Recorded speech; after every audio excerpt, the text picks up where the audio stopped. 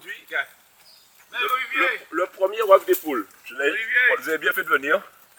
Voilà, tiens. Premier œuf des poules. Magnifique. On va manger tal. Olivier, hein? Bon moyen. Olivier Servat, bonjour. Bonjour Harold. Alors vous êtes candidat effectivement pour ces élections municipales 2026. Il s'agit de votre troisième candidature.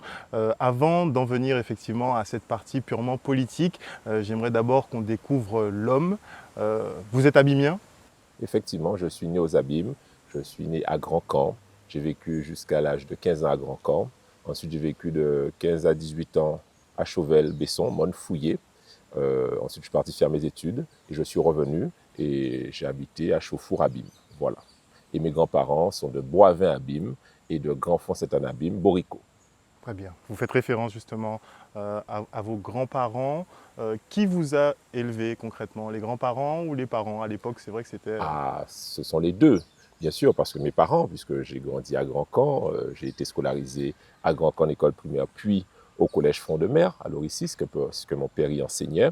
Mais j'ai aussi vécu à Boivin-Abîmes, à Bouliquet-Abîmes, à Grandfond-Saint-Anne, notamment pour les petites vacances, notamment le mercredi, notamment les week-ends, et où j'ai pu respirer l'air des grands fonds, l'air de la campagne, et puis voir aussi mes grands-parents agriculteurs. J'ai pu participer, je me souviens de ce moment où j'ai pu planter un navet derrière la maison de ma grand-mère maternelle, Elida, et je suis allé le vendre avec elle sur le petit marché à Pointe-à-Pitre, et je l'ai vendu 10 francs. Je ne sais pas si tu imagines, Harold, 10 francs, ça te fait un paquet de bonbons. Et donc, ça m'avait bien marqué en comprenant qu'on pouvait vivre de l'agriculture, et c'était quelque chose de très important pour moi. Alors, quel était votre, on va dire entre guillemets, votre niveau social, puisque vous venez d'une famille d'agriculteurs? Oui, des grands-parents agriculteurs. Je dois dire que j'ai grandi à Grand-Camp. Mon père était professeur de mathématiques. Donc, à Grand-Camp, ça faisait notable, hein, je dois dire. Ma mère était secrétaire, puis elle a progressé en tant que secrétaire comptable. Donc, à Grand-Camp, il n'y avait pas de question de niveau de vie à Grand-Camp. On était toutes et tous en cité et on n'avais même pas conscience du niveau de vie des parents, des autres enfants. En fait, on était de Grand-Camp et on passait des beaux moments. J'ai eu la chance d'avoir, enfin mon père, le premier magnétoscope. Vous imaginez bien qu'il y a à quelques encablures de là, il y avait un centre de location de films vidéo. Alors on cotisait, je crois que ça coûtait entre 7 et 10 francs. On cotisait. Et puis, tous les enfants, il y avait une vingtaine, trentaine d'enfants dans le salon de ma mère. Je peux vous dire que quand elle rentrait à midi, qu'elle voyait tous ces enfants-là, là, elle devait un peu les enjamber. Elle faisait un peu la tête, mais bon, sans trop rouspéter. Donc, c'était ça l'ambiance de Grand-Camp. Il n'y avait pas de conscience de niveau de vie des parents ou des enfants. On était mon Grand-Camp. Mais il y avait cette petite aspiration justement à l'ascension. Ah oui. Quand on partait du monde agricole qui était assez pauvre, il faut le dire, le milieu campagnard un peu. Oui, l'école de la République, très clairement. Mon père enseignant, il s'agissait de pouvoir travailler le mieux possible, ne serait-ce que pour avoir son bac. Hein. Après, on ne savait pas trop ce qu'on allait faire, mais enfin, il fallait avoir le bac. L'ascenseur social fonctionnait encore à ce moment-là? Oui, l'ascenseur social fonctionnait. J'ai eu la chance d'avoir, vous savez, Sénèque dit « Il n'est point de vent favorable à celui qui ne sait où il va ». Et j'ai eu la chance d'avoir, vers la première, où là, on doit se déterminer pour l'orientation après, je ne savais pas ce que je voulais faire. Et j'ai eu un oncle que j'ai vu expert comptable. Et surtout, je ne sais pas trop ce que c'est expert comptable, mais en vrai, il était tenu en gros voiture, en gros case et en belle madame. Alors on dit, bon, ça doit être un bon travail. Et il m'a confirmé que les experts comptables en avaient besoin en Guadeloupe parce que les entreprises se structuraient.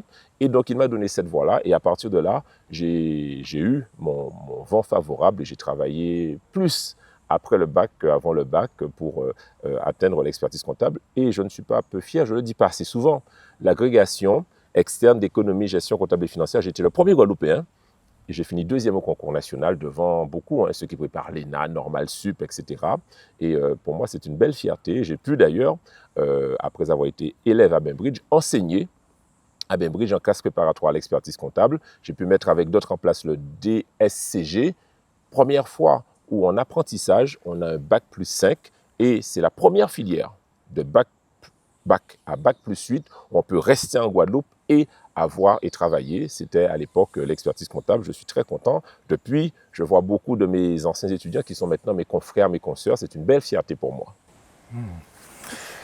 Donc, vous menez votre parcours effectivement, vous devenez expert comptable finalement. À quel moment vous êtes appelé par la politique? Puisque vos grands-parents, comme je le dis, ils sont agriculteurs, votre père est professeur, votre maman assistante comptable. Vous n'êtes pas dans le milieu politique à ce moment-là? Mais pas du tout. D'abord, je deviens professeur agrégé d'économie. Mon premier métier, c'est professeur, l'enseignement, la pédagogie. Et de façon concomitante, je suis aussi expert comptable. J'ai ce premier contact avec la politique quand je suis au cabinet du maire de Bémao, Madame Chamougon, avec Max Fatazé, qui était directeur de cabinet. Voilà, c'était mon chef à l'époque, il y a 98, ça remonte à quasiment 30 ans. Et je vois ce monde politique et je vois qu'on peut faire des choses à ce moment-là. Ensuite, je m'intéresse à la politique lorsque je suis étudiant. Vous savez, peut-être c'est une autre génération, mais il y avait Anne Sinclair le dimanche soir, 7 sur 7, une journaliste qui rencontrait les politiques, qui échangeait avec eux. J'aimais cette rhétorique politique journaliste. Beaucoup. Il y avait aussi Christine Ockrent, brillantissime journaliste. Il y avait aussi L'heure de vérité. J'aimais cette rhétorique et ces échanges sur les problématiques nationales, locales et du monde. Arrivé en Guadeloupe, je fais mon sillon professionnel. Je crois que je réussis bien, puisque professeur agrégé en classe préparatoire, c'est le Graal d'un professeur agrégé. Je suis expert comptable, associé à mon oncle, dans ce qui est à l'époque le plus gros cabinet de Guadeloupe. Donc, professionnellement, ça va. Mais je crois qu'il y a un tournant, c'est LKP, 2009. Et où je suis scotché à ma télé, comme beaucoup de Guadeloupéens. Je descends aussi dans la rue, où je comprends qu'il y a une souffrance sociale. Je comprends qu'il y a une réalité qui parfois m'échappe, parce que lorsqu'on est un peu dans son monde professionnel, on ne se rend pas compte des difficultés de certains et de certaines. Et là, ça éclate. Et je vois préfet, je vois Domota, je vois les élus, je vois la population, et je me dis, sûrement, peut-être que ai-je reçu beaucoup de la République, c'est le moment de donner un peu aussi de mon temps, de mon énergie, de mon envie, de pouvoir faire, le pouvoir de faire. Voilà ce qu'est la politique, je le dis très humblement, très clairement, c'est le pouvoir de faire, avoir l'occasion de changer la vie de ses concitoyens. Donc 2009, ce tournant, comment vous vous engagez concrètement? Il y a ce déclic qui se passe et comment vient l'engagement à ce moment-là? Je suis abimien. Effectivement, vous avez dit, ni mes grands-parents, ni mes parents, ni mes arrière-grands-parents ne sont dans la politique. En faisant quelques recherches récemment, j'ai appris quand même que j'ai eu le père de mon grand-père qui a été maire du Gosier, dynastie Bois-Dur, mais comme il était de Grand-Bois et c'est loin du bourg du Gosier et qu'il n'y avait pas de route à l'époque, il a renoncé à être maire, il a laissé la place à quelqu'un, il était premier adjoint. Bon, mais à part cela, je n'avais pas conscience de cela. Donc, pas de contact politique, mais enfin, je suis aux abîmes et je décide, avec 6 autres personnes, de créer le mouvement politique Écosabîmes. On est en quelle année? Nous sommes en 2010. Nous sommes à peu près en octobre 2010 et nous créons Écosabîmes. Écosabîmes pour écologie, parce que je crois à l'écologie, je crois qu'on doit protéger cette terre, je crois que nous, ici, dans cette petite île, cet archipel de la Guadeloupe, eh bien, en fait, on ne pollue pas beaucoup le monde, mais on subit beaucoup les influences de pollution du monde. Par exemple, on a très clairement la montée des eaux. Dans ma circonscription, Pointe-à-Pitre, il y a des montées des eaux et dans quelques années, on sera embêté à la Darse et ailleurs. La pollution, bien évidemment, chlordécone, sargasses, etc. Donc je crois que l'écologie a un sens fondamental et on ne peut pas se désintéresser quand on sait que la terre en général, eh bien, on consomme plus de ressources qu'elle n'en produit à partir d'août de chaque année. C'est-à-dire que chaque année, on consomme plus la terre qu'elle ne peut se régénérer. C'est un drame dont personne ne parle. Et les puissants aujourd'hui se désintéressent de cela. C'est inquiétant. Éco pour écologie, je l'ai dit, mais éco aussi pour économie. Parce que je crois que l'économie, c'est aussi l'émancipation de l'homme pour qu'il puisse se réaliser professionnellement, intellectuellement, matériellement. Et on ne peut pas se désintéresser de l'économie. Donc, en tant que professeur agrégé d'économie, je crois que c'est un sens important aussi du mouvement que j'ai l'honneur de présider depuis 15 ans. Et puis, éco pour porter l'éco sur le territoire abymien, parce que dès 2010, nous considérions qu'une alternative était possible et qu'on pouvait faire mieux que ce qui se faisait aux abîmes. C'est pour cela que nous nous sommes lancés avec Écosabîmes, mouvement politique citoyen militant, et que nous avons aujourd'hui quasiment 1000 adhérents à jour de cotisation. Mais vous parliez de 6 personnes Oui. à la base. Mhm. Qui sont-elles et est-ce qu'elles sont toujours présentes? Oui, elles sont là. Alors, vous avez Jacques Mathieu, mon voisin, qu'on voit sur le film. C'est Donc lui le qui... voisin avec qui vous faites de l'élevage? Absolument, absolument. Et qu'on fait autre chose hein, avec le voisin. À Noël, on fête Noël aussi ensemble ici. et, et autres, c'est ton ami aussi.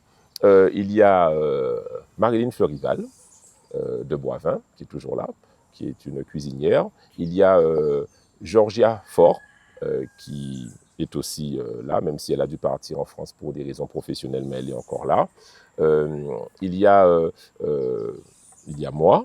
Ah oui, il y avait quand même mon premier vice-président qui n'est plus là, qui a laissé la politique à Richer-Briand. Voilà. Et puis il y avait Darius IRB. Voilà, c'est ça. Donc des connaissances proches à vous? Eh bien, écoutez, oui, ce sont des connaissances au gré. Quand on s'intéresse à la politique, on rencontre du monde un peu partout. Et on a cheminé ensemble et on s'est décidé à ensemble créer ce mouvement politique. Parce que vous êtes quand même sur un territoire abymien, où la politique, j'ai envie de dire que tout le monde joue un peu le jeu sur ce territoire. C'est assez typique des Abîmes. Vous arrivez dans un cadre où effectivement, il y a déjà une dynastie qui est au pouvoir. Vous constituez donc une forme d'opposition. Comment vous êtes accueilli? Comment vous êtes reçu dans le jeu politique? Bon, quand on arrive en 2010, nous avons un maire des Abîmes qui vient d'être élu en 2008, donc qui est surpuissant, n'est-ce pas? Et donc, on nous regarde avec sourire, et puis avec intérêt, et puis avec inquiétude, et puis avec sérieux, et puis après avec compliquer notre vie politique. Mais c'est le jeu, je crois, que dans un espace, il est important d'avoir une majorité, une opposition. Et c'est ce que nous avons fait depuis 15 ans aux Abîmes, parce qu'il n'est jamais sain d'avoir qu'une seule façon de penser, qu'une seule façon de faire et qu'une seule façon d'écrire l'histoire abîmienne. Je crois qu'il y a une histoire alternative. C'est ce que nous avons déjà proposé en 2014, 2020 et que nous reproposons. Donc 2014, première candidature? Oui, première candidature. On fait très beau score, on fait plus de 7000 voix, le maire un peu plus de 11 000 voix. C'est de bon augure, hein. On a une bonne installation politique à ce moment-là. Et vous savez, être deuxième aux Abîmes à ce moment-là, ça devient un poids politique incroyable. Parce qu'avec 7000 voix, je rappelle qu'on fait plus de voix que n'importe quel autre maire de n'importe quelle autre commune. Vous voyez? Donc ça nous donne un poids politique qui nous permet en 2014 d'envisager des départementales, des régionales, et d'ailleurs les régionales que nous menons avec Harry Chalus qui en devient le président, moi le troisième vice-président, grâce aussi aux voix des Abîmes, parce que je me souviens que le maire sortant était sur la liste de M. Lurel, deuxième homme, et que moi j'étais bien placé aux Abîmes et qu'on a pu finir devant aux Abîmes, ce qui n'était pas une mince affaire. Et au premier tour, il y a un écart de voix que de 3000 voix entre Chalus et Lurel, alors qu'aux Abîmes, nous faisons quasiment 9000 voix. Et on leur donne à peu près 4000 voix d'écart. Donc, les Abîmes ont joué un grand rôle en 2015 dans la victoire d'Harry Chalus. On reviendra effectivement sur Harry Chalus aussi, qui est finalement un de vos compagnons politiques. On va y revenir plus tard. Mais vous faites 7000 voix en 2014. Vous vous représentez en 2020. Là, vous faites un moins bon score. Je crois qu'on est plus de 4000 voix. 4300 voix à peu près.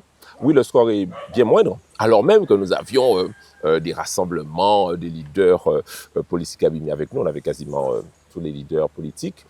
Bon, Qu'est-ce qui s'est passé? Je crois que de toute façon, vous savez, la victoire est collective et la défaite, elle est individuelle. C'est ainsi. Donc, j'assume, en tant que tête de liste, l'entière responsabilité de cet échec politique. Je crois qu'il y avait plusieurs choses qui se sont passées. La première, c'est qu'en 2020, j'étais macroniste. Et Macron avait déjà commencé... Ça ne passait pas trop. Mais ça commençait à se passer vraiment mal. En 2020, avec les Outre-mer, j'avais eu à le dire au président Macron, qui n'écoutait pas pour les Outre-mer d'ailleurs. Donc j'étais macroniste, donc ça n'était pas une bonne chose. Ensuite, j'étais plus jeune. On était en réunion, à Mel, là, c'était qu'à mentir, si des chemins privés d'intérêt public, on te dit arrêtez mentir là. Bon, ça n'avait pas fait bon effet, puisque bon, ça n'est pas forcément une façon de faire, hein, n'est-ce pas, d'arrêter les réunions publiques. Donc ça ne donnait pas un bon effet. Pour ces raisons-là, le maire qui avait aussi fait des réalisations, il ne faut pas le cacher, le nier, eh bien, il a eu l'assentiment populaire. D'ailleurs, je vous le dis, Harold, moi je respecte la démocratie populaire et je crois à l'intelligence collective. Si nous n'avons pas été élus en 2014-2020, c'est que nous n'étions pas prêts et que la population l'a considéré ainsi, je l'accepte. Après, il y a cette force politique qui est la frappe. Quand on regarde par contre les résultats d'Éric Jalton, il reste constant. 11 000 2014, 11 000 en 2020. Donc effectivement, bon, il a constitué sa base. Est-ce que vous arrivez à évaluer à l'heure d'aujourd'hui où est-ce que vous en êtes sur la vôtre? Puisque Ecosabim a pris effectivement, mais est-ce que vous arrivez à vous situer maintenant? Parlez donc de 2026. Oui. Parlez de 2026. Eh bien, je considère que je suis prêt. J'ai mûri. Nous avons appris de nos erreurs. Je suis de nouveau encore plus près de la population abimienne que je rencontre régulièrement. Et je vais vous dire, en tant que député, déjà en tant que vice-président de région, j'ai des résultats à mon actif. Je ne suis pas tellement quelqu'un qui aime bavarder. Je préfère l'action en réalité et les résultats. C'est ça qui m'intéresse. Et en tant que vice-président de région, nous avons créé par exemple un dispositif qui s'appelle ARDA, AR2DA, aide régionale au démarrage, ça existait déjà, et au développement d'activités, avec le président Chalus, pour des petits entrepreneurs qui ont besoin de véhicules utilitaires, même d'occasion. Eh bien, on a créé ce dispositif, d'ailleurs je le rappelle, 80% de maximum 10 000 euros pour pouvoir créer son activité, petit artisan, petit commerçant, et cela fonctionne bien, c'est notre dispositif, sinon le dispositif fonctionne le mieux à la région aujourd'hui. Voilà du concret. Ensuite, en tant que député, j'ai été testé par la population 3 fois à la députation, avec des scores crescendo. J'ai fini à quasiment 80% des voix dans la circonscription. Ça veut dire que la population reconnaît mon travail. Et j'ai eu des résultats. L'usine de Marie-Galante, avec toute la modestie dont je peux faire preuve, si je n'étais pas là, elle disparaissait. Les Marie-Galantais me le rendent bien. Ils votent à quasiment plus de 90% pour moi au deuxième tour. Nous avons pu traiter des questions au niveau national pour nos outre-mer, que ce soit sur les sargasses, que ce soit pour la défiscalisation en outre-mer, que ce soit pour le bien-être de nos compatriotes qui doivent garder leur nature de cheveux, pour l'image hexagone versus métropole. Nous sommes considérés comme étant un bon parlementaire. Cette énergie, cette expérience, ces compétences que j'ai acquises au niveau national, aujourd'hui, eh bien, je suis prêt à les mettre au service des abîmés. Vous imaginez bien que l'énergie que j'ai consacrée, que ce soit pour la Guadeloupe, à la région, pour la circonscription, pour la France, eh bien maintenant, je veux la consacrer, la donner, la mettre à la disposition des abîmés et des abîmiennes pour leur bien-être. Et je crois qu'on parle de retour des forces vives. Eh bien, je crois que moi aussi, j'ai le droit de faire un retour des forces vives politiques. Et c'est pour cela que je suis candidat avec une belle équipe dont on pourra parler tout à l'heure, parce que nous considérons qu'aux abîmes aujourd'hui, on doit avoir un souffle nouveau. Après 18 ans, il faut une nouvelle énergie. Donc vous préférez renoncer à la députation pour devenir maire? Oui, c'est exactement ça. J'ai décidé que, de toute façon, je suis candidat à la municipalité des Abîmes et qu'il est grand temps maintenant de pouvoir me mettre au service des Abîmiens quand ils l'auront décidé, bien évidemment, le 15 mars prochain. Mais peut-être que les Abîmiens souhaitent vous voir rester effectivement au niveau national, puisque comme vous le dites, vous faites de très bons scores pour les élections législatives. Oui, je suis très honoré de cette confiance des Abîmiens. Eh bien, ils m'ont vu bon à la députation, ils me verront encore meilleur en tant que maire. Vous savez pourquoi? Nous croyons à 2-3 choses simples. Tout d'abord, vous faites bien de rappeler qu'on ne peut pas être maire et député. Il faut retenir ça parce que parfois, certaines personnes de bonne foi me disent « Mais Olivier, on va voter pour toi, mais est-ce que tu pourras faire tout ça ?» Et quand je leur dis tout ça, ils me disent « Mais oui, tu es déjà député, mais en plus, tu vas être maire. » Je dis « Mais non, on ne peut pas être maire et député. » C'est un message important que je veux faire passer à la population abimienne. On ne peut pas être maire et député. Une fois que je serai élu par la volonté populaire et seule de Dieu le 15 mars, eh bien, je démissionnerai dans le mois de ma fonction de député. C'est une obligation d'ailleurs. Et ma suppléante de Morne-à-l'Eau prendra le relais jusqu'à l'année prochaine, 2027, et les élections présidentielles et législatives. Très clairement, je ne peux pas être maire et député, je ne cumulerai pas les deux fonctions. Oui, on pourrait penser que les ordres de la République, les honneurs, rencontrer ministre, président, directeur, la France, voyage business, non, c'est pas ce qui m'anime. Ce qui m'anime, c'est le bien-être des Abîmiens. Aujourd'hui, je crois que les Abîmiens ont besoin d'une énergie nouvelle parce qu'il y a un certain nombre de dysfonctionnements que nous avons observés aux Abîmes. Donc vous êtes beaucoup plus sur l'ancrage local. Est-ce qu'on peut dire que vous êtes un peu député par défaut? Non, je suis député totalement par la volonté populaire et fier de l'être, n'est-ce pas? Mais j'exprime une volonté politique ferme et déterminée. Je veux transpirer, me mettre au service des Abîmiens. Je veux être un maire proche de la population. Je veux être un maire qui ne dit pas simplement qu'il aime la population sans le montrer. Je veux que lorsqu'il y a une école qui est en difficulté au Rézé, que le maire se déplace. Je veux que lorsque les agents de la police municipale sont en grève et que je suis à quelques encablures, quelques mètres, que je puisse me déplacer. Je veux que lorsque à Grand Camp, il y a des écoles qui dysfonctionnent, lorsque une famille a perdu un être cher par violence, par insécurité, que le maire se déplace. Je veux un maire qui soit à la mairie. Je veux un maire qui aille dans les services. Je veux être le maire qui rassure les employés municipaux. Vous savez pourquoi? Parce que je ne veux pas être celui qui menace, qui dit que si tu n'es pas avec moi, si tu n'es pas dans mon mouvement politique, tu n'auras pas d'avancement, etc. C'est tout à fait laid et dépassé. Je veux que les agents municipaux, c'est un second message que je veux faire passer aux agents municipaux. Mesdames, messieurs les agents municipaux, avec moi, maire, vous serez totalement libre de vos opinions politiques. Vous ne serez pas menacés par rapport à vos choix politiques. Vous serez considérés comme des fonctionnaires libres d'avoir une opinion politique et au service de la population. Voilà ce que je suis venu vous proposer. Et dans mon programme, avec la belle équipe que nous avons, j'intègre une notion que j'ai vue notamment en tant que député. Je veux mettre en place une expérimentation pour que les employés municipaux et de Cap Excellence puissent bénéficier, pour ceux qui le veulent, et de façon volontaire, des 40% à la retraite. Donc on va leur proposer de cotiser durant leur vie active sur les 40% à la retraite, ce qui n'est pas le cas aujourd'hui. Et en fonction de leur volonté, la municipalité abondera, Cap Excellence abondera, et ainsi à la retraite, ils pourront toucher plus. Parce que vous savez, Harold, il y a un drame pour les fonctionnaires. La perte des 40%. À la retraite, ils perdent les 40%, alors que le coût de la vie n'a pas diminué. Eh bien, ils sont aujourd'hui conduits à avoir une diminution de leur pouvoir d'achat. Ils passent de 140, les 40% de pouvoir d'achat, à 80, 85.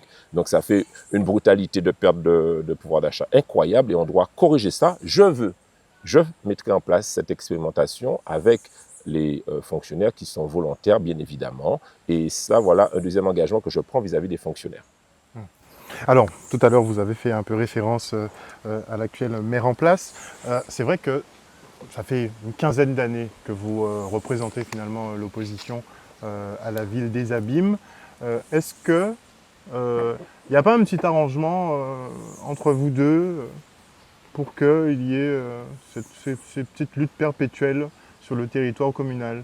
Et pour être plus clair dans mon propos, c'est des choses qui se disent, hein, on va être franc, qu'il y aurait peut-être un petit arrangement entre vous et Éric Jalton, petite conciliation pour que lui reste à la mairie et finalement n'envoie pas de candidat sérieux aux législatives, et comme ça vous laisse libre champ pour y rester. Est-ce qu'il n'y aurait pas un petit accord finalement entre vous deux en demande? Pas du tout. Je ne suis pas là pour les petits arrangements. Et d'ailleurs, la seule fois où j'ai rencontré en tête-à-tête le maire sortant des Abîmes, c'est quand j'ai été élu député en 2017, où il avait été élu 3 fois élu député. Je rappelle qu'en tant que député, il ne laisse pas un souvenir intarissable, si ce n'est le plus mauvais député de France. Eh bien, j'ai demandé à le rencontrer pour savoir s'il n'avait pas des dossiers en cours, puisqu'il avait été député pendant 15 ans dans la première circonscription. Donc, il a voulu me rencontrer à sa permanence. Je lui ai dit, pas question, on se rencontre à la mairie. On se rencontre à la mairie une demi-heure. Bon, je n'ai pas vu beaucoup de dossiers qui m'est transmis. C'est la seule fois où on a discuté en tête-à-tête. Je n'ai pas d'arrangement à avoir avec le maire sortant des Abîmes. C'est pourquoi? C'est la population des Abîmes qui m'élit. Et vous dites pas de candidat sérieux, Il aurait pu venir lui-même, en fait, il peut envoyer qui il veut, c'est la population qui décide, n'est-ce pas? Et je n'ai pas ce type d'arrangement à faire avec quelqu'un pour qui je crois qu'il est maintenant temps de tourner la page Donc les politique. divergences sont réelles entre vous deux. Oui, on fait des divergences politiques, n'est-ce pas? Je n'ai rien contre l'homme. Quand on se dit bonjour, nous sommes des Abimiens tout à fait bien éduqués, il n'y a pas de problème. Mais politiquement, non, je ne suis pas d'accord avec... Alors, faisons un petit point. Je vous prends à témoin, Harold. En toute objectivité, admettons que je ne sois pas candidat et que vous ne soyez pas journaliste. Entre 2020 et 2026, qu'avez-vous vu sortir comme projet réalisé aux Abîmes? Il y a beaucoup de projets en cours. Ah, pour ça, le projet en cours même. On va faire, on aurait pu faire, on aurait dû faire, on va faire. Maintenant, c'est prêt. Non, mais concrètement, 2020-2026, quel projet, donne-moi un seul, donnez-moi un seul, qui est sorti entre 2020 et 2026 aux Abîmes? On réfléchit, on pourrait réfléchir longtemps, on ne trouverait pas malheureusement Harold. Si, Agroparc. Il n'est pas sorti. Il n'est pas Il n'est du pas- tout il sorti. n'est pas encore livré. Mais pas du tout. Alors, parlons de l'agroparc. Pour moi, on met la charrue avant les bœufs. Évidemment, Harold, qu'il faut faire de l'agrotransformation. Vous avez vu mon appétence pour l'agriculture, très concrètement, et pas que dans les mots, dans la réalisation au quotidien. Et j'invite d'ailleurs, et c'est dans nos programmes, et on va encourager cela, chaque Abimien, chaque Abimienne, à vouloir cultiver un petit lopin de terre qu'il aurait quelque part, même sur son balcon, dans les cités, à pouvoir élever une poule, un cochon, un cabri de la mesure du possible. Et on va encourager ça, on va encourager les jardins familiaux, et on va les récompenser. Donc, on doit faire de l'agrotransformation, mais Harold, pour agrotransformer, il faut de la matière première. Il lui fallut installer plus d'agriculteurs aux Abîmes. Il lui fallut avoir un marché agricole couvert et régulier. Il n'existe pas, c'est que le vendredi après-midi, il y aura fait Jean Yopé sur l'esplanade avec des chapiteaux. Ça passe sérieux. Donc, en fait, on met la charrue avant les bœufs. Et d'ailleurs, pour installer ces agriculteurs, c'est dans notre programme aussi, que faut-il faire? Il lui fallut donner des perspectives de marché à ces agriculteurs. Pourquoi diable la cantine municipale, celle qui donne à manger aux enfants des nombreuses écoles des Abîmes, ne donne pas à manger des produits locaux des agriculteurs locaux? Pourquoi ce n'est pas fait? Eh bien, voilà ce que nous ferons. Nous allons installer des agriculteurs. Il y a beaucoup de terres en jachère. Ceux qui font de la canne, on va leur proposer sur un de leur lopin de terre, de pouvoir faire de la diversification alimentaire. Et on va leur donner les marchés qui seront ceux qui vont donner à nos enfants à manger local. Oui, mais là, il faudra être en capacité d'avoir un dialogue et de pouvoir négocier avec plusieurs acteurs, effectivement, de cette filière. Mais bien sûr, oui, il y a un travail à faire, je vous le confirme, Harold. Il y a un vrai travail à Parce que faire. pour l'installation, c'est pas aussi simple. Il faut négocier avec la SAFER, enfin avec le département. Bon, il faut... Bien sûr, et avec ceux qui sont aujourd'hui fermiers de l'open terre. Évidemment qu'il y a un travail à faire, mais carrément qu'il faut nous faire travail là. Et c'est ce travail-là qui n'est pas fait que je regrette aujourd'hui. Et donc, cet agroparc aujourd'hui, il est charroué avant les bœufs, donc on doit installer plus d'agriculteurs, leur donner des marchés, et là on va pouvoir agro-transformer. Et puis d'ailleurs, je serai extrêmement vigilant, moi maire, à partir de fin mars, avec mon équipe, à ce que ceux qui sont installés à agroparc soient de vrais agriculteurs, abîmiens principalement, et de la zone, et pas des gros industriels qui n'ont pas à comprendre dans la sortie. Ça aussi, c'est un autre problème. Donc, je rappelle, aucun projet n'est sorti entre 2020 et 2026. C'est pour cela. On a un développement de Dotema, par contre. Qu'est-ce que vous en dites sur le développement de Dotema? Mais c'est une bonne chose, sauf qu'il n'y a rien de nouveau entre 2020 et 2026, on est d'accord. Et la continuité, on est sur... Voilà, on est sur la continuité de ce qui avait déjà été initié avant d'ailleurs le maire en place, par Daniel Marsin.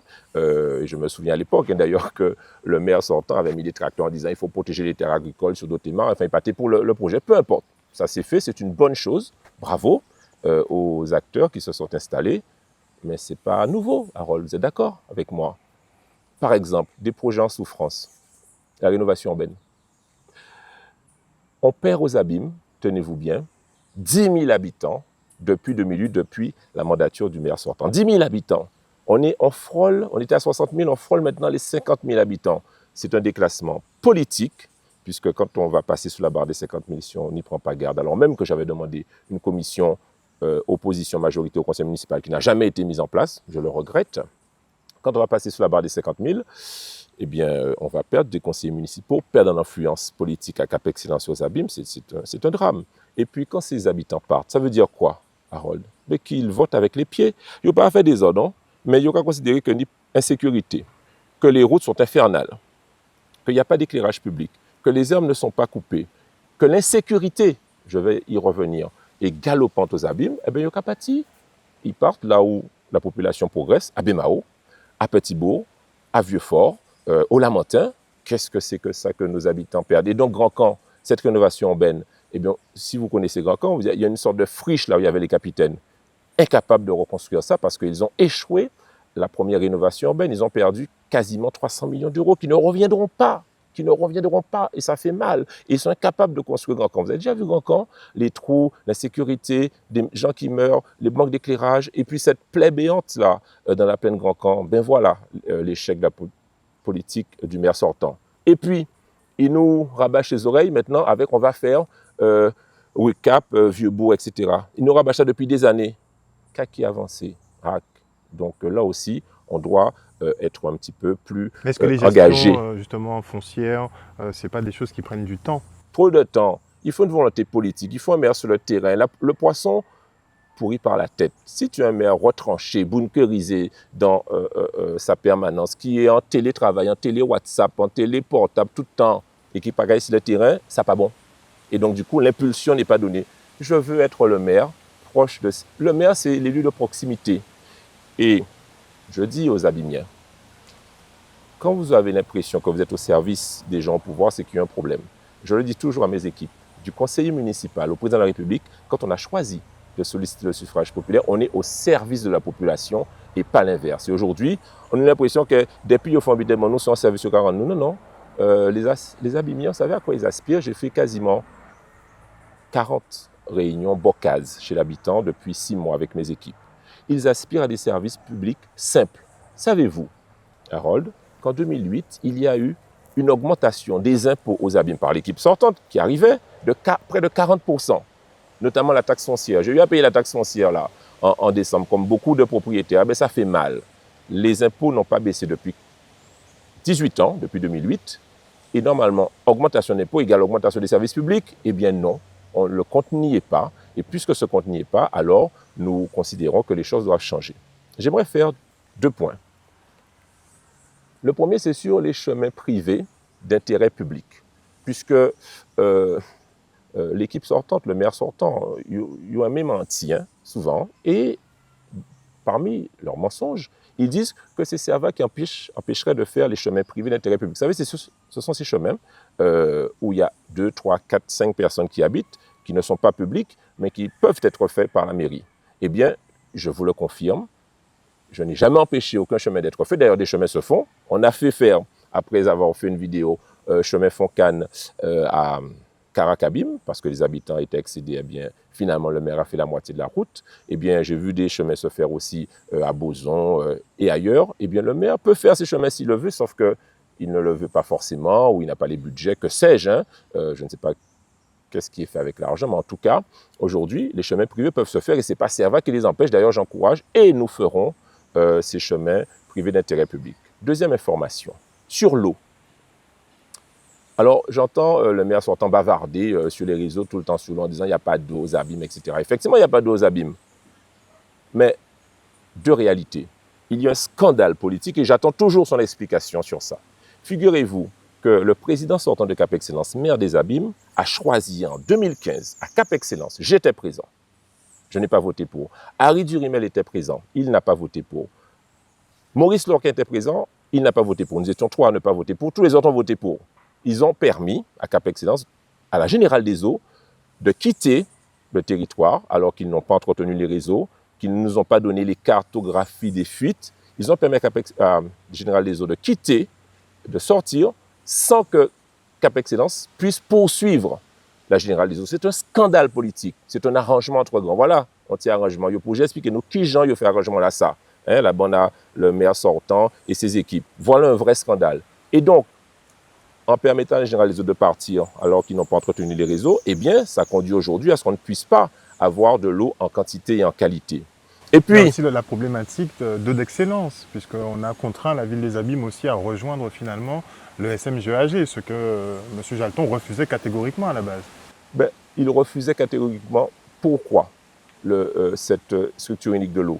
j'imagine, c'était pour camoufler, je dirais, ces insuffisances, notamment en termes d'assainissement. Mais c'est un scandale gravissime. Savez-vous que l'assainissement, l'usine de Pointe-à-Dône, qui était de la responsabilité de l'Excellence, rien n'a bougé. Et aujourd'hui, les eaux usées, eh bien, se déversent partout et polluent nos mers, nos mangroves. Et ça, c'est de la responsabilité de Cap Excellence. Et enfin, j'entends le président de Cap Excellence bavarder, il n'y a pas d'eau. Mais attends, savez-vous que l'eau, ce n'est pas de la compétence de la région. Ils mettent de l'argent. Savez-vous que l'eau, ce n'est pas de la compétence du département. Le département met de l'argent. Pas de la compétence de l'État. L'État met de l'argent. Ni de l'Europe met de l'argent. Par contre, Cap Excellence, vous savez, sur le territoire de Cap Excellence, et y compris aux abîmes, combien Cap Excellence met dans l'eau? 0 €. Alors, au lieu de bavarder, mettre l'argent à Mouna, okay, par exemple, à Petit Pérou, là où il y a des travaux en cours, Cap Excellence a mis 0 €. Donc, au lieu de bavarder, mettez l'argent. Nous, ce que nous allons faire, c'est un engagement politique. Toutes les personnes qui souffrent, personnes âgées, personnes qui ont des vrais problèmes, on va les accompagner pour mettre en place des citernes pour soulager la souffrance. Avec les pompes? Parce qu'il faudrait les pompes aussi. Hein. Oui, en citerne qu'à fonctionner, Harold. Citerne égale pompe, égale branchement. Il y avait des distributions, mais seulement des citernes. Voilà. Il peut y avoir les pompes aussi, bon. Mais tu as tout à fait raison. Lorsqu'on te distribue, il y a un bac. Il y a ça si Kazar, il y a un bac. Il dit, oh, ben, c'est bien une citerne, mais ça n'a pas servi. Rien. Il te faut une citerne avec une pompe, avec un branchement, ça coûte entre 2 000 et 2 500 €. On va accompagner les familles les plus nécessiteuses sur ça. Aujourd'hui, Cap Excellence n'a rien fait sur ça. Donc, au lieu de bavarder, agissons, voilà ce que nous voulons faire. Alors, sur la problématique de l'eau, j'en profite pour rebondir sur ce qui sera peut-être un futur problème. Est-ce que la commune des Abîmes sera prête à assimiler justement le nouveau CHU de Perrin quand il entrera en fonction? Ça va demander un gros débit en eau, de grosses quantités d'eau, sachant aussi qu'il y a toute cette urbanisation aux alentours. Est-ce que la ville des Abîmes est prête pour ça? Non, tu as tout à fait raison. Le réservoir de Perrin qui a été mis là, c'était pour notamment envisager et anticiper le CHU. Dès que le CHU va se brancher là, catastrophe, les gens qui avaient eu de l'eau n'auront plus d'eau et ça, ce n'est pas anticipé non plus. Ça n'a pas été anticipé par Eau d'Excellence Cap Excellence. Voilà un dysfonctionnement que nous dénonçons encore aujourd'hui.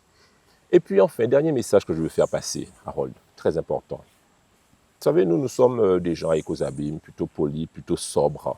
Mais quand même, nous avons un maire qui a été mis en examen, après avoir été mis en garde à vue 48 heures, qui a un procès.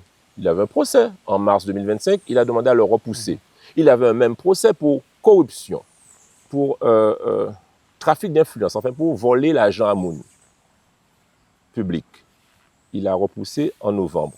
S'il était tellement serein, il n'aurait pas repoussé son procès. C'est bien qu'il a des choses à se reprocher. Et donc je vous annonce que le maire sortant des Abîmes est un mort-vivant politique. Je m'explique. Si par malheur, il était élu en mars, en avril, il a un procès, il serait inéligible. Donc en fait, on va acheter chatte en sac, on va voter pour quelqu'un qui ne sera pas maire. Et je vois déjà dans son équipe, je les vois, les vautours, les rapaces, ceux qui veulent déjà se séparer un héritage, qu'ils savent que le maire sortant ne sera plus là en avril et ils se battent déjà entre eux. On n'a pas besoin de déchirement aux Abîmes. On n'a pas besoin de corruption, on n'a pas besoin de personnes mises en examen, des gardes à vue, de s'ébiter à ça. On a besoin de personnes avec une probité. Et moi, je ne veux pas qu'on élise un maire en mars qui ne sera pas là en avril. On ne sait pas pour qui on va voter parce que c'est au sein de leur conseil municipal, s'ils étaient élus, qui sera désigné. Je veux, en toute transparence, qu'on puisse savoir pour qui on vote, voter pour la tête de liste Serva avec son équipe, parce que là, il n'y a pas de procès en cours, il n'y a pas de mise en garde à vue, mise en examen, enfin bref, pas ni c'est à ça. On a besoin de sérénité aussi aux Abîmes, ce qui n'est pas le cas actuellement. Et puis, on a un problème aussi à Cap Excellence, Monsieur Luce. Nous avons un DGS qui est le cousin du maire, qui est mis en examen et dont il est présumé innocent, mais son procès là, arrive fin février. J'ai observé que durant son procès, normalement, l'union DGS qui est mise en examen, vous, président de Cap Excellence, tu te constitues partie civile pour protéger les intérêts de l'institution Cap Excellence. Il y a eu un ensemble de constitution, mais l'avocat n'a pas plaidé. Ça veut dire que, grosso modo, il y a couvert le DGS. Ça n'est pas normal. J'attends les résultats du procès. Si d'aventure, ce DGS est condamné, en aucun cas, cousin en pain, il ne peut rester là. S'il reste là, c'est qu'il doit être mis en pression si le président Cap Excellence, enfin bref, des petits arrangements, des petits cadavres dans les placards. Je vais observer ça de près et fin février, je ne considérerais pas normal qu'un DGS condamné soit encore DGS de Cap Excellence. Vous avez fait une sortie dernièrement, fauteuil roulant, qui a été très politisé, très polémique. Vis-à-vis de certaines personnes, c'était peut-être un peu malvenu. Donc on a l'impression finalement qu'aux abîmes, dès que l'un d'entre vous fait quelque chose, bon, on va directement taper sur lui. Donc est-ce que vous aurez une sérénité ou un cadre de travail après les élections? Tout à fait. Je veux dire aux abîmiers que nous serons tout à fait en mesure d'administrer la ville des Abîmes et aussi Cap Excellence, bien sûr, puisque vous savez que le système démocratique est ainsi fait que la liste qui arrive en tête a forcément la majorité. Et je crois qu'il est sain d'avoir une opposition qui travaille, qui corrige, qui réclame des choses, et ça permet d'aller plus loin. Vous faites référence à la sortie en chaise roulante. Je suis tellement fier d'avoir fait ça. Si j'avais eu à le faire, je le ferais 10 fois, pour plusieurs raisons. Croyez-vous que ce soit normal, Harold, qu'en 18 ans, dans la mairie la plus importante de la Guadeloupe, il n'y a pas d'accès pour les personnes à mobilité réduite? Non, mais crois-tu que ce soit normal? Et j'entends, alors les détracteurs, ce sont les gens de la frappe, hein, enfin mes adversaires politiques, je peux dire qu'à fond bitin de bien, c'est le jeu politique, je l'accepte. Mais je peux te dire que les personnes à mobilité réduite, celles et ceux qui sont en Guadeloupe, m'ont tellement félicité de cela, et je dis quelque chose. La douleur d'autrui n'est qu'un songe. Lorsque l'on pense et qu'on ne se met pas à la place de l'autre, on ne comprend pas sa souffrance. Je vais te donner un exemple. Entre la police municipale et la place de la mairie, il y a un passage piéton et il y a un trottoir haut comme ça. Haut comme ça pour un valide comme moi et toi, c'est rien. Pour une personne en chaise roulante, j'y étais, c'est une montagne. Une montagne que je veux faire disparaître aux abîmes. Mon droit à mettre les accès aux personnes à mobilité réduite. Et ça n'est pas acceptable qu'aujourd'hui, qu'il n'y ait pas d'accès dans la plus grande mairie de la Guadeloupe, les Abîmes. Ça n'est pas normal non plus que la ville des Abîmes ne respecte pas la loi de 2005 sur le handicap, où il est dit que 6% des personnes en situation d'handicap doivent être embauchées à la mairie. Eh bien, nous le ferons. Nous allons respecter cet engagement. Nous allons respecter les personnes à mobilité réduite. Et je vous l'annonce, Harold, vous et moi, tôt ou tard, nous aurons des problématiques de mobilité réduite, comme tous les êtres humains qui vieillissent. Et mépriser ces êtres humains, c'est mépriser nous-mêmes, mépriser nos familles, nos parents. Et ça, je ne l'accepterai pas. Et je suis, je le redis, très fier d'avoir fait cette mise en situation. Et je suis très content que peut-être ma notoriété ait permis de pouvoir mettre en lumière cette difficulté qui aujourd'hui est trop tue aux Abîmes et en Guadeloupe. D'ailleurs, savez-vous quel est le pourcentage des personnes en situation de handicap qui sont au chômage en Guadeloupe? 86%. En France, c'est 16%. Donc, en aucun cas, on ne peut laisser ces personnes qui sont des êtres humains souffrir en silence. Et nous les défendrons. Et d'ailleurs, nous aurons une représentante sur la liste qui s'appelle Titagis, qui a fait la mise en situation avec moi et qui a compris sa difficulté. Elle me dit, mais Olivier, quand je veux aller à la ville des Abîmes, tu sais où est-ce qu'on me reçoit? Au bas des escaliers sous le soleil. Quoi, c'est normal? Alors tout ça, quand on fait bouche à yo pour dire, mais quand on doit faire ça, je leur dis que j'ai eu raison, je le referai et surtout, je mettrai en lumière et je vais mettre en place un accès rapidement. J'ai interrogé le DGS des Abîmes, on dit, mais pourquoi pas n'y accès pour les personnes à mobilité réduite? C'est ce qu'il m'a dit, ah c'est cher. Ah bon, qu'est-ce qu'on fait l'argent là? 100 millions d'euros, qu'est-ce qu'on fait l'argent là? Pour Amouna, qu'est-ce qu'on fait veille? Mais justement, c'est votre domaine, puisque vous êtes expert comptable. Dans quel état se trouvent les finances de la ville des Abîmes? Est-ce qu'on peut avoir votre analyse? La première chose que nous allons faire en arrivant, c'est lancer un audit sur les comptes. Parce que vous n'avez pas d'idée réelle de l'état des finances? L'idée réelle, non. L'idée réelle, je n'ai pas d'état réel. Moi, je pense que les finances de la ville sont en difficulté. Quand j'ai des retours parfois d'employés municipaux qui me disent ben, « on n'arrive pas à commander chez tel fournisseur qui a dit que comme la ville n'a pas payé, on ne peut pas commander, etc. » J'ai quelques inquiétudes. Vous savez, il y a des signaux faibles comme ça qui remontent. Premier but que nous avons fait, Harold, c'est un audit financier pour avoir la vraie situation de la ville des Abîmes et de Cap Excellence. Parce que je crains que la situation soit pire que ce qu'ils ne veulent laisser apparaître, qui est déjà très tendu, très clairement. Alors Olivier Servat, cet homicide effectivement depuis le début de l'année en Guadeloupe, souvent des homicides par arme à feu, donc des morts assez violentes.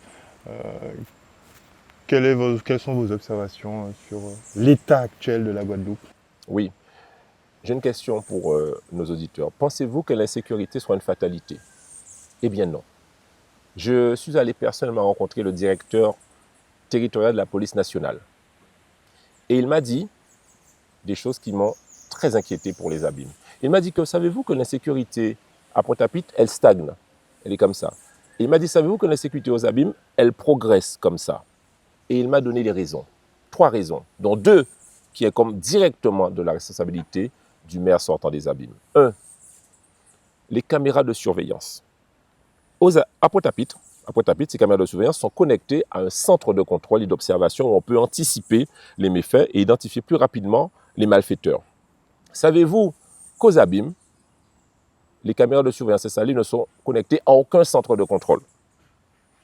Ça n'a pas fonctionné alors qu'on a payé ces caméras. Donc forcément, les malfaiteurs savent qu'aux abîmes, ils peuvent faire bitaille tranquillement et qu'ils payent vrai dans les caméras. Voilà un premier scandale. On mettra rapidement en place ces caméras actives de surveillance sur le territoire.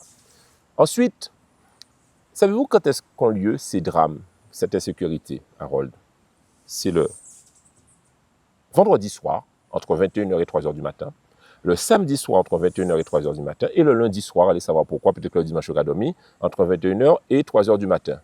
Mais donc, les policiers municipaux, ils doivent être là où il y a la délinquance le soir. Certains sont volontaires pour faire des rondes le soir. Il n'y en a pas parce que le maire ne veut pas payer les heures sup. Enfin, tout un tas d'histoires abracadabrantesques qui ne nous permettent pas d'être en sécurité. On va mettre en place avec les volontaires, policiers municipaux, des rondes de nuit, là où il y a la délinquance. Il y a une troisième raison, c'est que la CDI, ça c'est des policiers nationaux, compagnie départementale d'intervention, beaucoup travaillent la journée alors que l'insécurité c'est le soir. On doit leur donner plus de moyens, une vingtaine, pour qu'ils puissent travailler le soir.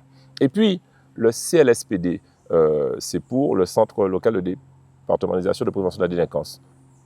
La pointe il a fait, tout côté il a fait des abîmes, il pas fait. Il n'a pas réuni, et là il a réuni, il n'a pas à vine. C'est pas normal parce que c'est un lieu de pouvoir discuter entre police nationale, police municipale, de prévention de la délinquance. Ça n'intéresse pas le maire des abîmes. Voilà la situation aujourd'hui et donc on doit lutter contre cette délinquance. Et je rappelle, quand il y a un drame, il y en a eu 7 aux abîmes, eh bien la moindre des choses, comme je le fais, c'est que le chef d'édilité se déplace à aller présenter ses condoléances à la famille et avec le CCAS, avec humanité, ceux qui beaucoup parfois me disent que ce n'est pas le cas, qu'on puisse traiter ces drames humains, on doit améliorer les choses. Et en parlant de violence, on a effectivement cette affaire des grands frères qui a trouvé son épilogue récemment, avec principalement des acquittements ou des condamnations équivalentes aux peines qui ont déjà été purgées par ces 10 grands frères. Vous avez accepté de témoigner en faveur de ces grands frères. Pourquoi? Parce que c'était mon devoir de politique, d'humain, de citoyen, de m'engager, de responsable.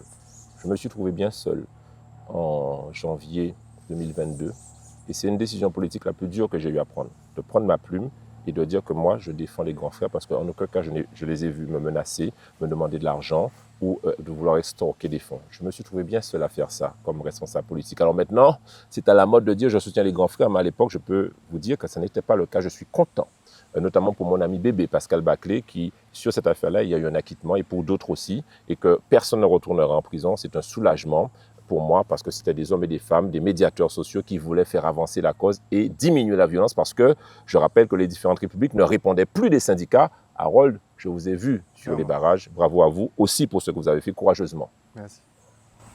Alors, on a effectivement cette partie émeute, mais on peut dire aussi que vous étiez entre deux feux pendant cette période-là par rapport à la vaccination obligatoire. Puisque vous avez plutôt tendu du côté des personnels soignants. Politiquement, à ce moment-là, ça se passe comment? Politiquement, c'est très dur, parce que je rappelle qu'il y a une minorité de soignants suspendus non vaccinés en Guadeloupe et en France. Il y a à peine 15%. Ça n'est pas tellement à la mode de les défendre non plus à ce moment-là. Il y a une grosse pression au niveau national, et même ici. Et je peux vous dire que moi, je suis allé rencontrer ces personnes sur le BIC au bas du CHU. 18 mois sans salaire, Harold. Moi, si on est 1 mois sans salaire, j'ai commencé en difficulté. Des mois, c'est compliqué, même vraiment. C'est mon a resté 18 mois sans salaire alors qu'on les applaudissait au Tous les soirs à journal 20 heures. quelques semaines auparavant. Là, il y a fondre alors que nous avons manqué soignants. Je ne pouvais pas laisser ça passer.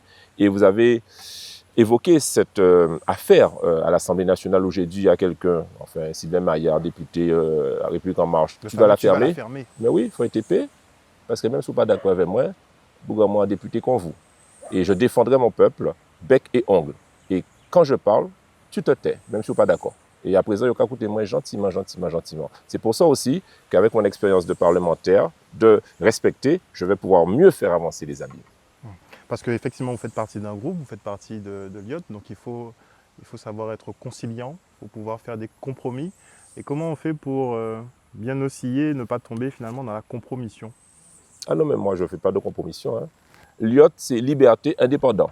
C'est le seul groupe où on est libre de voter comme on veut. Et derrière, on est indépendant. Et je suis dedans parce que, mon fondateur, parce qu'il y a Outre-mer. Premier groupe depuis 250 ans où tu as Outre-mer dedans. Quelle fierté pour moi. Je suis libre et bien, je suis porte-parole du groupe l'IOT.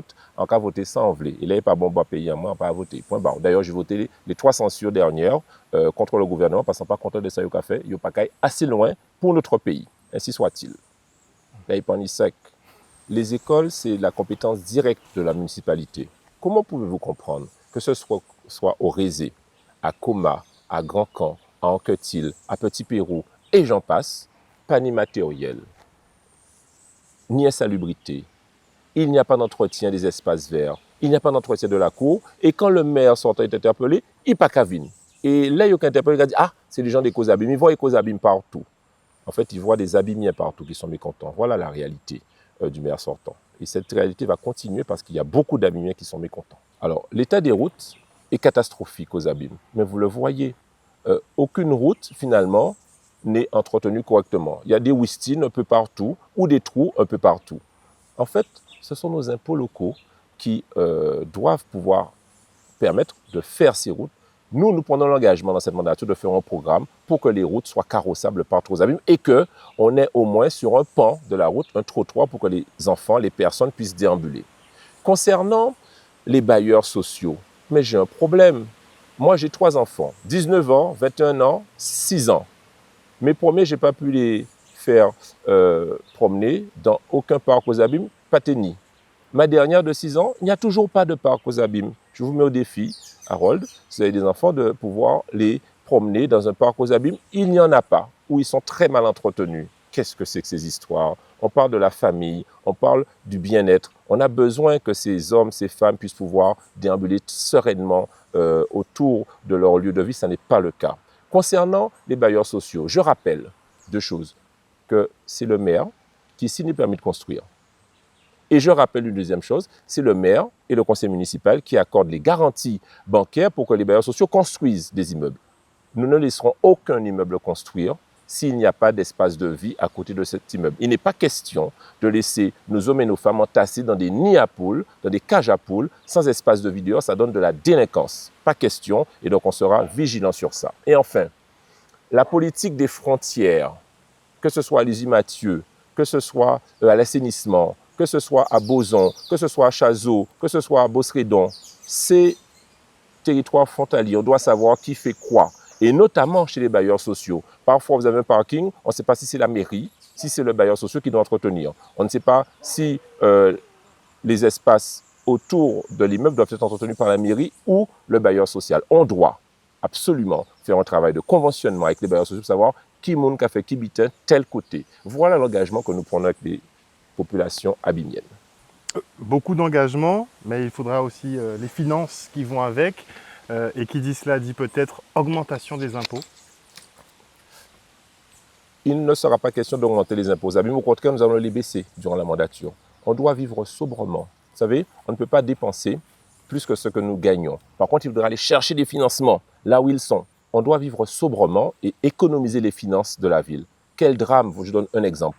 L'EHPAD Jérémy Jalton, qui était à Dotémar, qui était de la gestion du CCA des Abîmes, où le président, c'est le maire des Abîmes, où la vice-présidente, c'est une élue.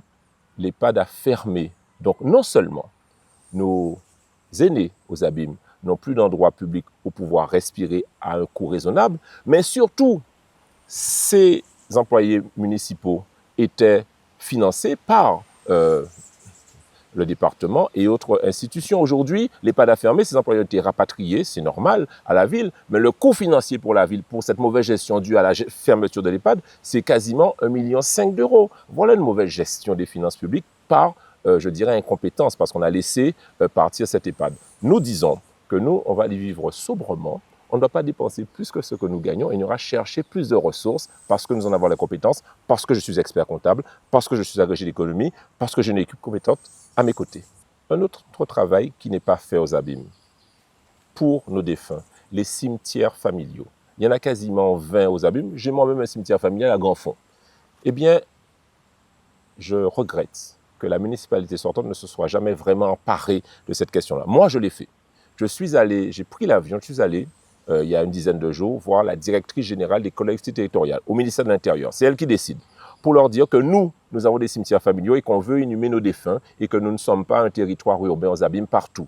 Je travaille à une réécriture de cela avec cette directrice. Nous attendons son retour dans quelques semaines. Il faut que nos défunts, ceux et celles qui ont organisé les cimetières familiaux et qui ont mis des clôtures, ont parfois sorti le cimetière du plan cadastral, ont parfois mis aux normes avec un hydrogéologue la situation, doivent pouvoir inhumer leurs défunts. Je suis en lien avec la sous-préfecture sur cela, avec la direction générale des collectivités territoriales. On doit aboutir, voilà un dossier que nous prenons l'engagement de régler aussi avec les abîmiens. Est-ce que vous pensez que le vote se passera sereinement? Oui, le vote se passera sereinement aux abîmes le 15 mars et je veux rassurer les abîmiens et les abîmiennes, ne vous abstenez pas. Vous avez le droit de voter, vous avez le droit de vous exprimer. Et comme le dit souvent Mathilde Panot, quand vous êtes dégoûté et que vous n'allez pas voter, eh bien vous laissez en place les dégoûtants. Et nous ne voulons plus de dégoûtants aux abîmes. Et je peux vous dire que le 15 mars, tout se passera correctement dans les 50 bureaux de vote aux abîmes, sereinement.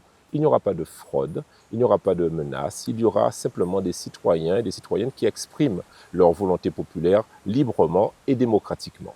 Pour le mot de conclusion, chers abîmiens, chères abîmiennes, vous me connaissez. Vous m'avez vu à l'œuvre en tant que vice-président de région, en tant que député. J'ai eu des résultats. Aujourd'hui, je suis prêt. Je suis prêt à mettre cette compétence, cette expérience, ce dynamisme au service, à votre service, au service des abîmiens, avec une belle équipe dynamique, renouvelée, engagée et qui a envie d'augmenter votre bien-être, d'augmenter votre bonheur. S'il vous plaît, faites-nous confiance dès le 15 mars en allant voter et faire voter Olivier Servet et son équipe.